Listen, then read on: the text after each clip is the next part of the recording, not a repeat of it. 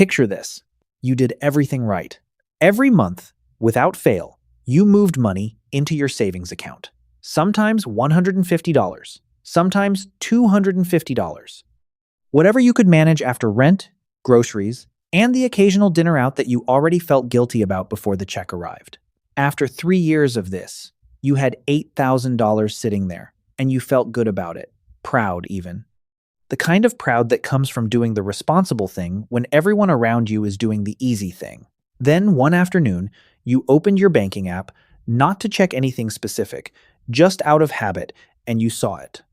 After an entire year of your money sitting in that account, completely untouched, you had earned $32 in interest. $32. You stared at the number for a long time. You weren't angry. You weren't panicking. You just felt something quiet and uncomfortable settle in your chest. The feeling that maybe you had been doing the responsible thing, but not the right thing. Here's something nobody tells you when you first start saving money. Saving is not the destination. It's the waiting room. And most people, smart, disciplined, genuinely responsible people, spend years in that waiting room.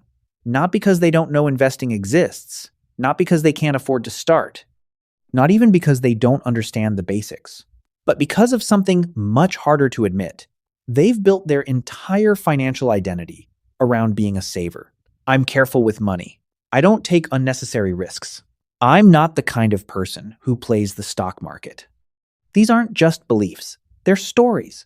Stories you've told yourself and repeated to other people for years.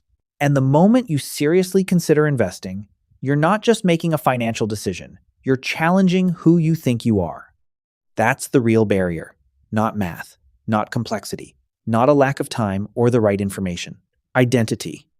And until you understand that, no checklist in the world will actually move you forward, because you can know exactly what to do and still find 100 reasons not to do it.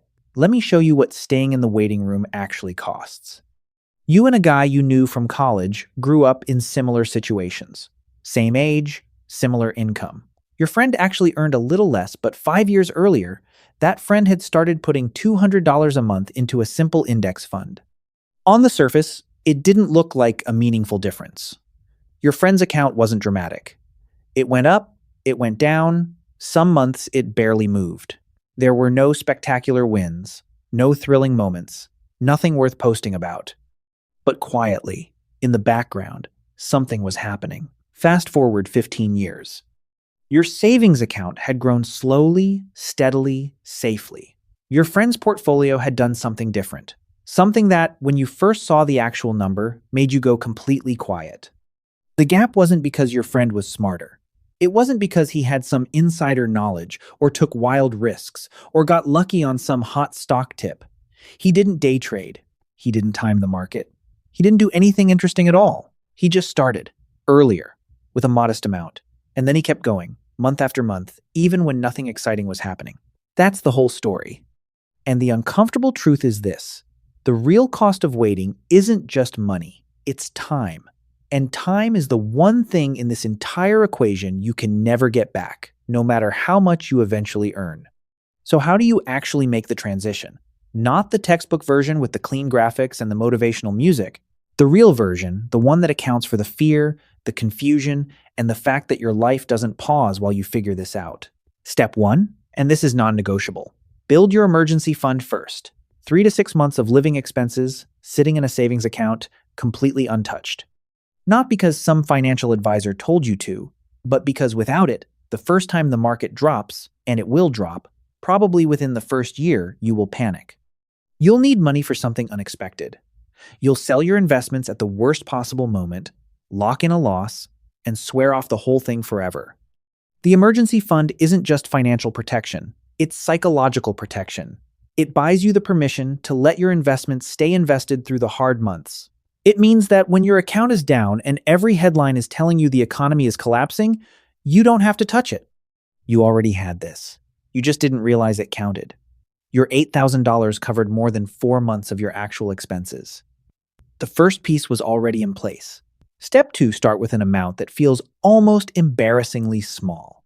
Not $500, not $1,000, think $75 a month, or even $50. Something small enough that if it disappeared completely, it wouldn't actually hurt you. Here's why this matters. The goal at this stage is not returns. The goal is repetition. Every single month that you invest, even a tiny, almost laughable amount, you are doing something more important than growing your money. You are training a new story about yourself.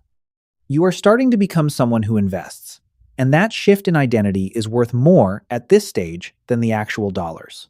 Because when the amount eventually grows, and it will, the behavior is already there. The habit is already there. You're not starting from scratch with a bigger number.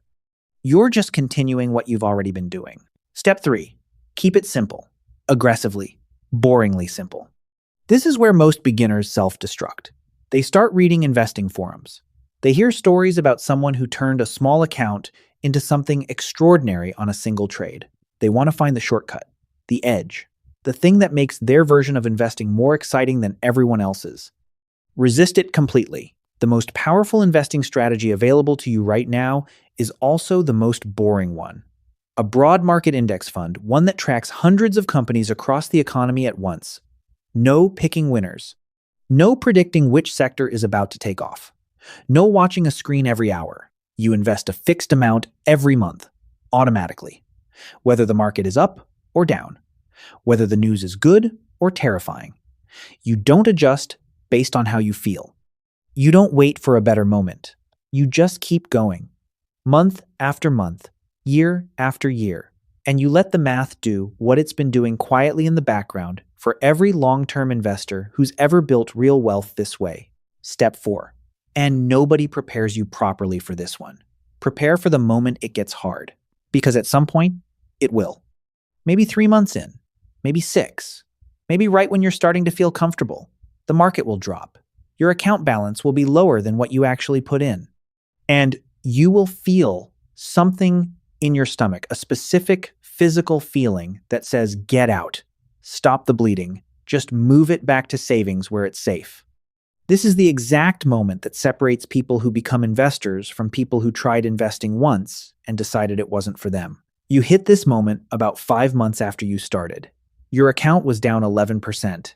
You opened the app, saw the number, and felt genuinely sick. Your first instinct was to call your friend and ask what you should do. Your friend said 2 things. First, this is normal. Second, don't look at it for a month. You didn't sell, not because you were fearless, you weren't, but because you had the emergency fund underneath you. You didn't need this money right now, and you understood, by that point, that markets moving down wasn't a signal to exit. It was simply a signal that you were in a real market, not a savings account. And real markets, over long enough periods of time, go up. You close the app. You waited.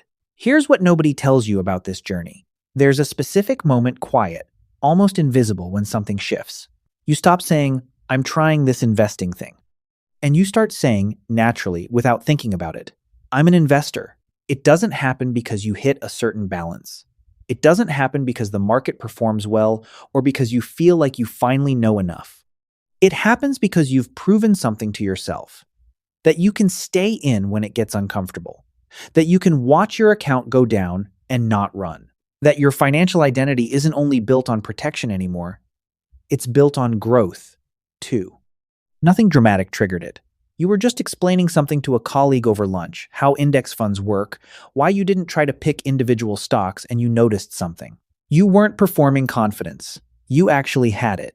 The money hadn't changed your life yet, not by any visible measure. But you had changed. And that's the shift that makes everything else possible.